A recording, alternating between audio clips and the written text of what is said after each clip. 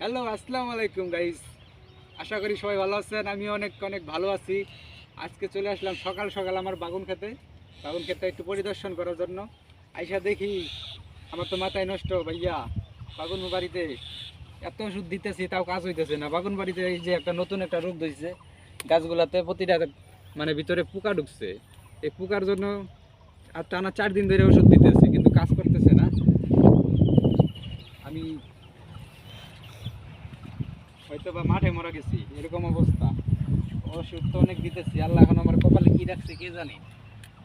আমি কি সফল হইতে পারবো কি না জানি না। বাগুনের পোকা ছাড়াইতে পারতেছি না।